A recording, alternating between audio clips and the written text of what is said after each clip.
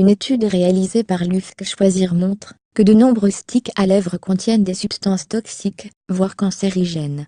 Le froid arrive et avec lui, entre autres petits désagréments, les lèvres gercées. Pour les combattre, le baume à lèvres est souvent un allié de choix. Mais sans risque selon une étude publiée ce mardi par UFC Choisir, beaucoup d'entre eux contiendraient des substances toxiques. Parmi elles, des perturbateurs endocriniens et des huiles minérales cancérigènes.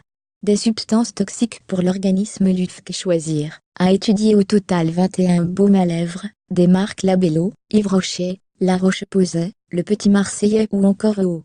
10 ont été épinglés pour contenir des huiles minérales potentiellement nocives, si ingérées. 2 familles de composés indésirables sont mises en cause.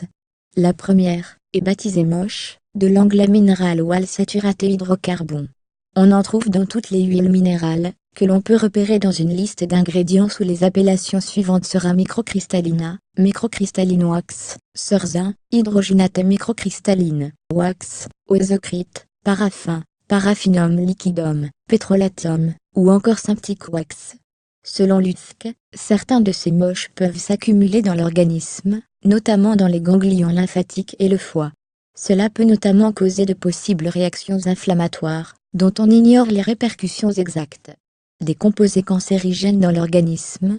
La deuxième famille est celle des MOA minérales ou à l'aromatique hydrocarbon, jugés cancérigènes.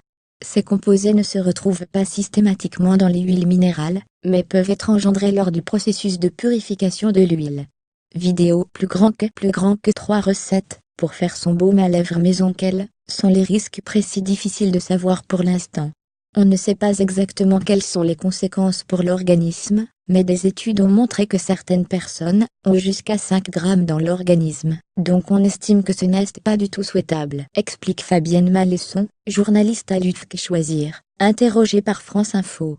Du BHT, à proscrire chez les enfants et les femmes enceintes. Par ailleurs, il est avéré que plusieurs sticks contenaient du BHT, un conservateur considéré comme étant un perturbateur endocrinien. Il est jugé comme n'étant pas le plus méchant par l'UFC. Toutefois, selon le magazine, les fabricants ne devraient pas en introduire du tout dans des produits susceptibles d'être utilisés chez des enfants et des femmes enceintes. Lire aussi plus grand que cosmétiques pour bébés, la liste des produits à éviter. L'étude, qui souligne aussi la présence d'allergènes, dans de nombreux baumes y compris bio, met enfin en avant le fait que les énormes différences de prix entre les produits ne sont pas toujours justifiées, que ce soit du point de vue de l'efficacité du stick, ou de sa composition. Si des produits vendus en pharmacie à plus de 4 € sont potentiellement toxiques, d'autres produits très peu chers le sont beaucoup moins, voire pas du tout. La palme du meilleur baume, tous critères confondus, revient, d'après le test, à un stick de la marque Sien, la marque de beauté de chez Lidl, 0,75 centimes. Et aussi perturbateurs endocriniens, parabens, phtalates, triclosan, bisphénol A, ailleurs sur le web. Contenu proposé par Taboola.